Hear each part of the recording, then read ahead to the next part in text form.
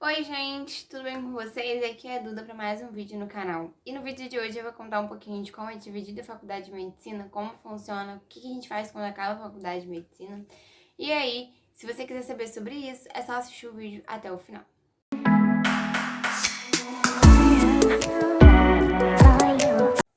Oi gente, tudo bem com vocês? Aqui é a Duda para mais um vídeo no canal. E hoje eu vou contar como é dividida a faculdade de medicina, o que é ciclo básico, o que é ciclo clínico, o que é internato, ganha para fazer internato. Vou falar sobre tudo isso aqui hoje, então assiste esse vídeo até o final, já se inscreve aqui, deixe seu like, já compartilha para os amigos e para assistir.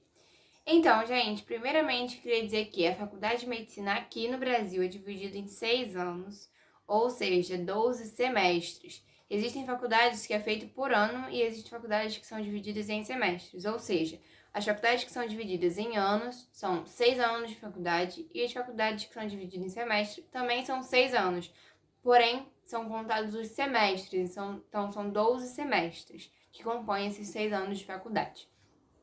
Quando a gente começa a faculdade, a gente entra no ciclo básico. Como funciona? A faculdade de medicina é dividida em 3 ciclos: ciclo básico, ciclo clínico e o internato. Como funciona cada um desses ciclos? Bom, o ciclo básico, eles são os 2 primeiros anos de faculdade, ou seja, do primeiro ao quarto período, embora que algumas faculdades considerem ali o quarto início do ciclo clínico, mas direitinho mesmo, o ciclo básico corresponde aos 2 primeiros anos de faculdade, ou seja, os 4 primeiros períodos, semestres. E o que a gente aprende? Geralmente, no ciclo básico, a gente vê a base mesmo da clínica, a base de tudo da medicina. A gente aprende anatomia, fisiologia, farmacologia, imunologia, histologia, ou seja, a gente começa bem lá dos aspectos pequenos da medicina para ir evoluindo com o passar do tempo. Então, assim, nos 2 primeiros anos a gente vai ver essas matérias mais introdutórias e em algumas faculdades já começa a ter contato com o paciente, prática no postinho, de um UBS, né?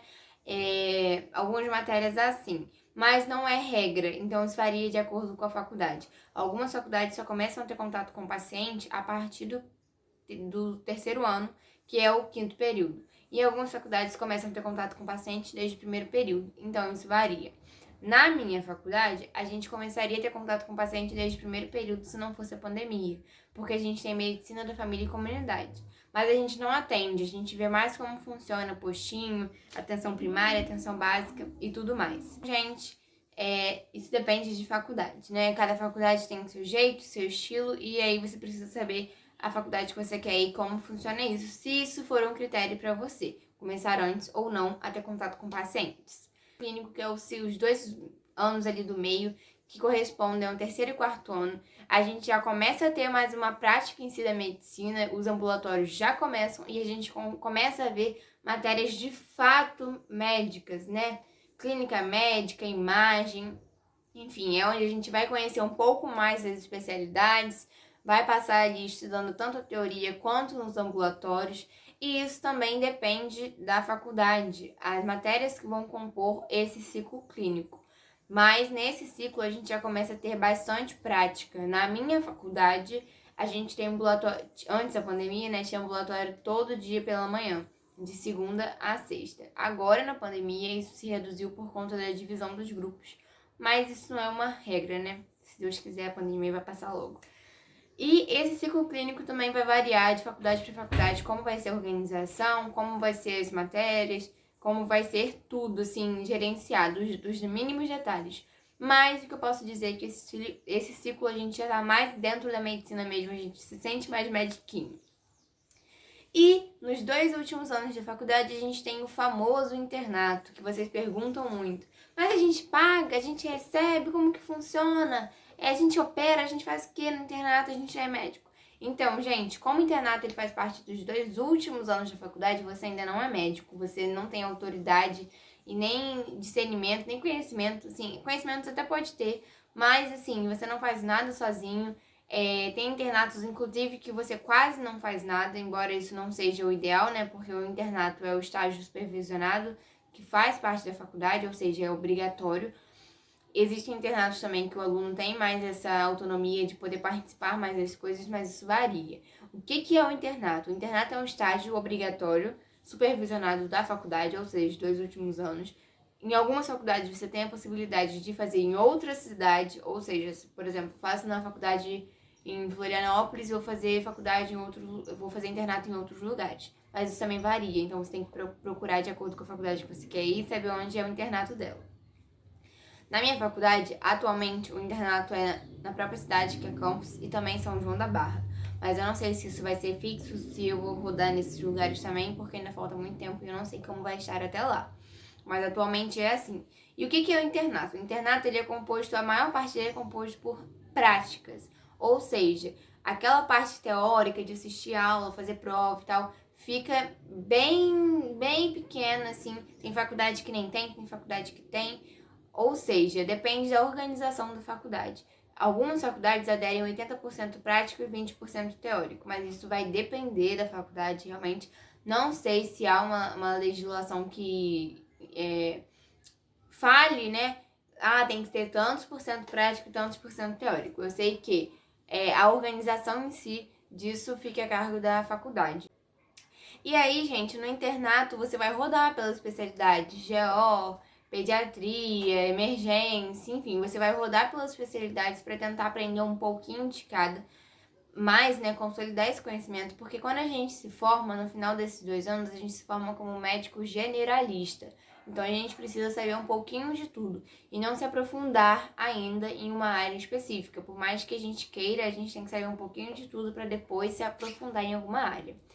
E, gente, nesses anos de internato você continua pagando a faculdade normalmente, ou se é pública, né, você não paga, mas você não ganha nada por isso, tá, gente? Você fica lá, não ganha nada, faz parte da faculdade.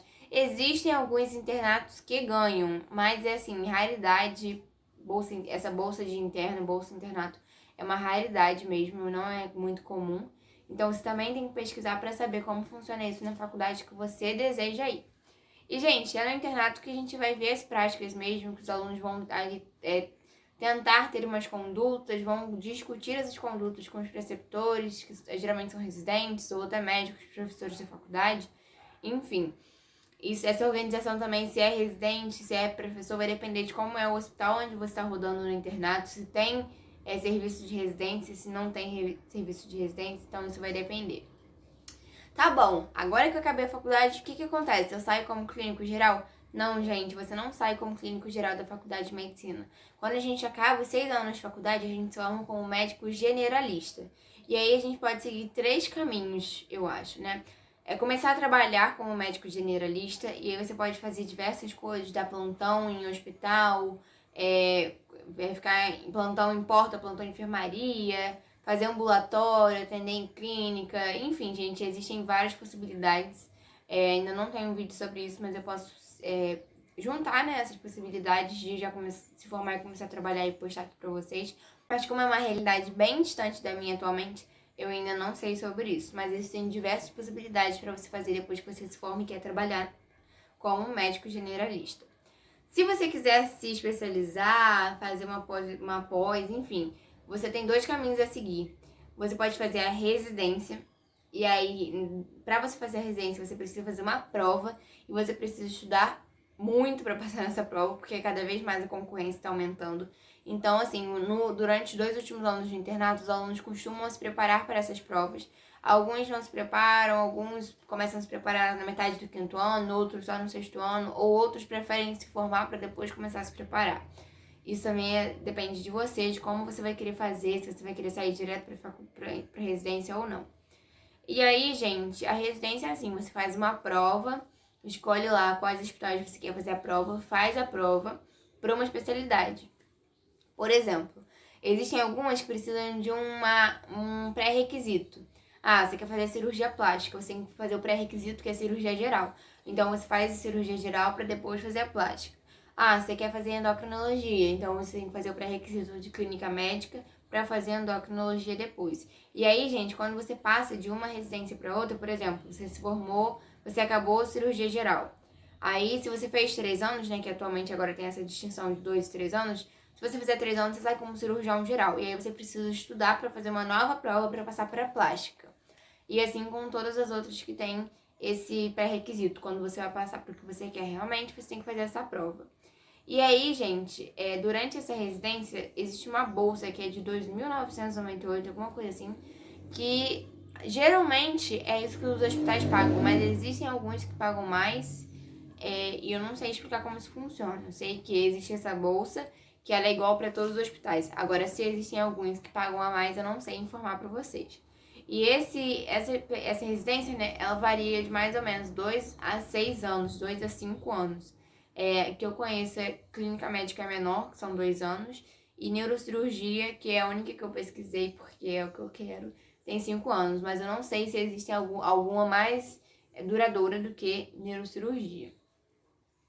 Então, gente, quando você acaba a residência, você sai com RQE, ou seja, você é especialista, você sabe muito daquilo, você é muito top. E tem a pós-graduação também, que aí você vai fazer após. Após, diferente da residência, nem todas têm prova para entrar, algumas têm prova, outras não têm. E você precisa pagar para fazer a pós. E algumas pós você não sai com o título de especialista, porque não são associadas à Sociedade Brasileira da especialidade que você está fazendo em si. Então, é muito importante avaliar isso para ver se vale a pena, se é o que você quer, se realmente é o que você está entendendo que é, porque ainda há muita essa confusão aí entre residência e após, porque algumas pessoas encaram após como um método, um caminho mais fácil, já que nem todos precisam fazer prova, nem todos ocupam a semana toda, porque também tem isso, gente, a residência são 60 horas semanais, se eu não me engano, e aí, geralmente, dependendo da área que você escolhe, você não consegue trabalhar além de fazer a residência. Já a pós é diferente, você consegue sim, dependendo da pós, né, gente? Que tem pós também que é 60 horas, enfim. Mas existem pós que você não precisa ficar lá todo dia, né, 60 horas, enfim. E aí você consegue trabalhar. Então, assim, existem algumas diferenças entre residência e pós. Existem prós e contras, então você precisa levar isso em consideração para escolher o que você vai fazer. Mas basicamente é isso, gente. Esse vídeo deve ter ficado um pouquinho longo, mas espero que vocês tenham gostado, espero que vocês tenham esclarecido as suas dúvidas. Se vocês quiserem saber qualquer coisa, podem deixar aqui nos comentários ou me mandar um direct lá no Instagram, que é @dudasardinhae. Espero muito que vocês tenham gostado, gente. Compartilhe esse vídeo para me ajudar. Deixe aqui sugestão do que vocês querem ver por aqui.